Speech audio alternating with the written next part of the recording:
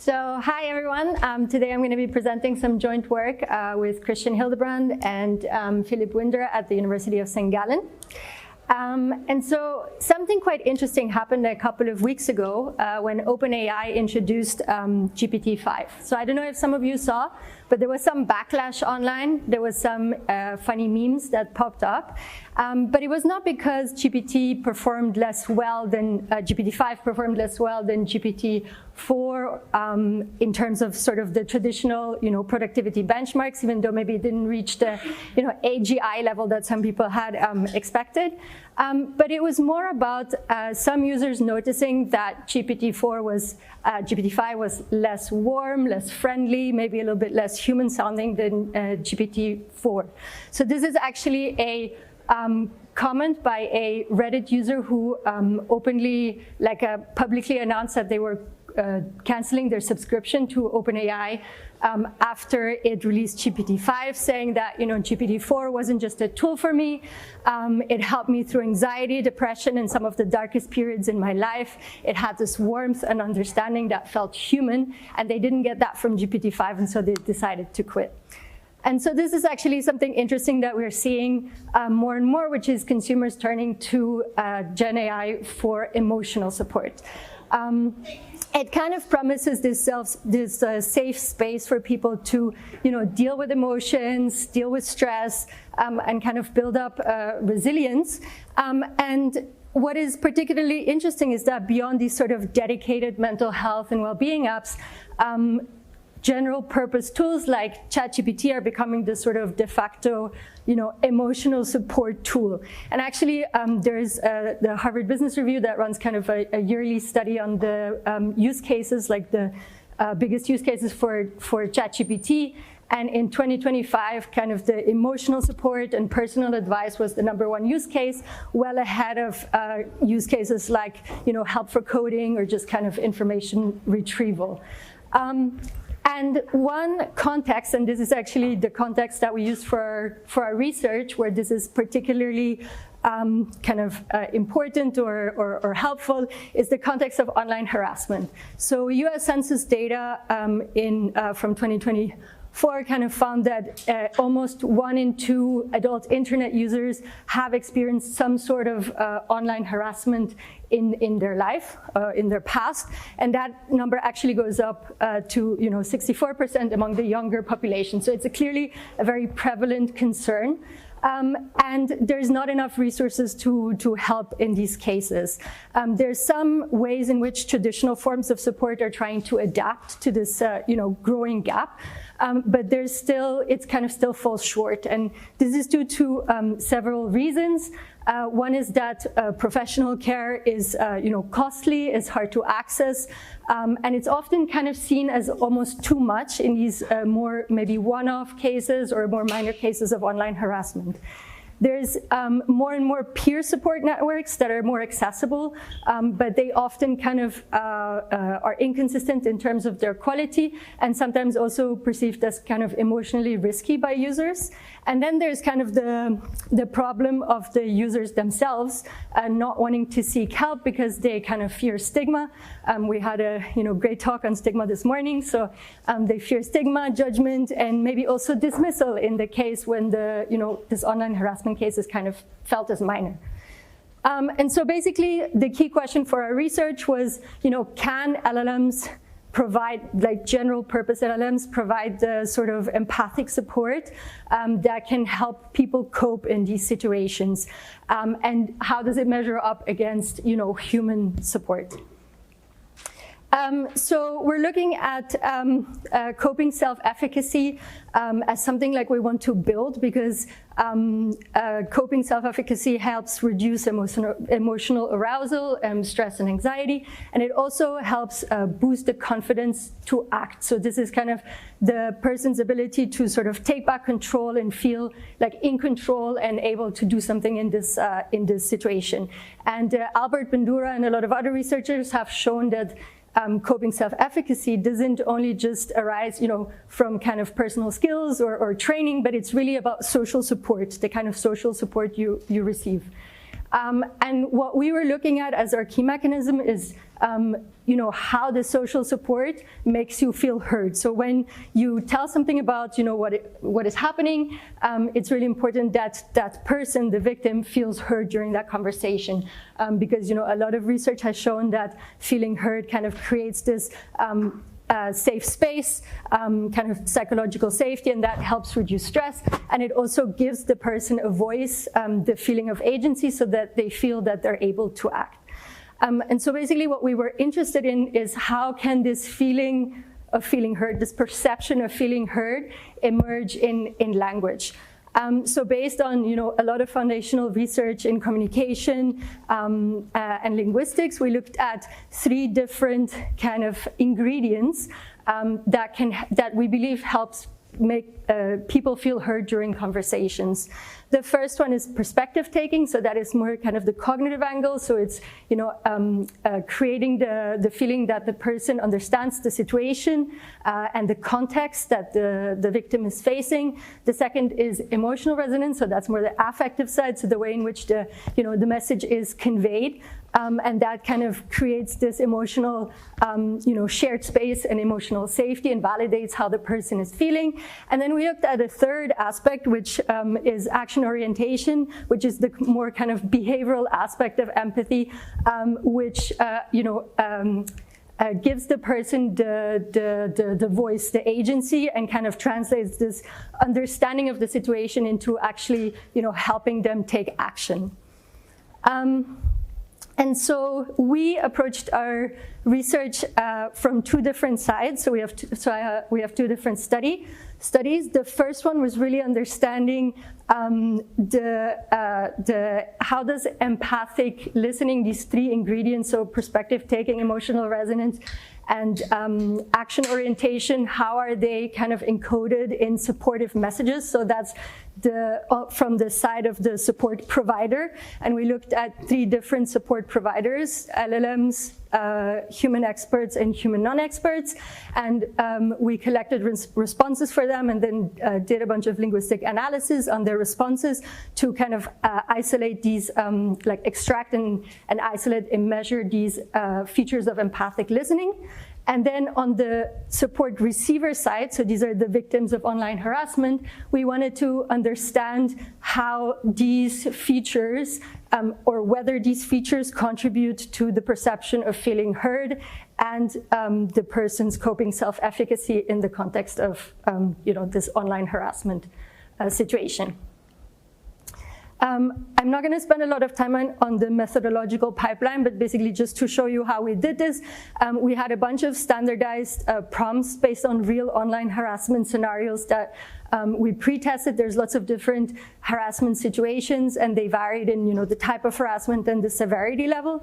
And then we passed these prompts to the LLMs, the human experts, which we recruited from a specialized panel, so they're licensed mental health professionals, and then to the human experts, which we recruited through Prolific Academic. And then we did a bunch of linguistic analysis, so we used GPT to rate the linguistic features and extract them. We combined that with Luke and some other models, and then we also parsed and extracted the coping strategies that each of the providers recommended, and then classified them into different types of coping strategies. And then, so that's all in the first study, and then in the second study we had a new panel of people that then evaluated a subset of these responses and assessed them based on the extent they made them feel heard and the extent they helped them cope in that situation. So I'll jump into the study 1. So here the key objectives was really to compare the empathic listening features and then examine the coping strategies. So we had 3,652 responses that we collected from non-experts, experts, and then different AI models. And we also have a bunch of AI model comparisons, but I'm not going to go into details on these here. And then we did a zero-shot rating with GPT to assess the features, basically the level of these features. So here you can see the results from study 1. Basically, you can see the rating, so that's based on the zero-shot GPT rating on the y-axis, and then the different support providers on the x-axis across the 3 empathic listening features. And basically, you see the LLMs score higher than humans on all empathy features, significantly higher. Oh my God, oh, okay. And they're also more consistent, and that is the case across all of the severity levels. Then we also looked at the coping strategies. So here you just see the frequency, like the number of coping strategies for each of the providers. So what we found is that LLMs provide significantly more coping strategies per response. So they actually provide between 5 and 6 coping strategies, while humans, both experts and non-experts, usually provide about 1 or 2. Maybe more interesting than the number or the quantity of coping strategy was the kind of the quality of the coping strategies. So we classified the coping strategies into different types. So you can see here, for example, ignore. So that means like all the strategies that said, just ignore the comment, or use humor to reply. So it actually told the person, just reply in a humoristic way. Or, I don't know, seek out for social support. So these are all different types of strategies. So what we found is that LLMs provide a broader range of strategies. But then we also looked at whether these strategies were more approach, kind of active strategies, so confronting the harasser or seeking social support, actually doing something, versus more avoidance-focused strategies, so ignoring the comment or creating distance between you and the harasser. And what we found is that LLMs favor approach-oriented strategies, so they have this kind of action bias. So 65% of the strategies proposed were approach-oriented, while humans lean towards more avoidance, especially the non-experts. They were mostly saying just ignore the comments, or disengage from the platform. And then the experts, they were more balanced, but they were also less kind of approach focused than the LLMs. Then moving on to study 2. So here we wanted to first validate the empathic listening features, because we just used a zero-shot GPT model. So we wanted to validate it with human ratings, and then also test that effect on feeling heard and self-efficacy. We had over 400 participants and a significant or like a big subsample of people who have personally experienced online harassment in the past. So here you see that this like the human ratings confirmed the GPT ratings. So the human participants felt that the GPT responses were, had more perspective taking, emotional resonance, and action orientation. So this was confirming what we had found in study 1. But then looking at the downstream consequences, we also found that the human participants felt that they felt more heard by the responses or the advice given by the LLMs. And then this translated also into greater coping self-efficacy.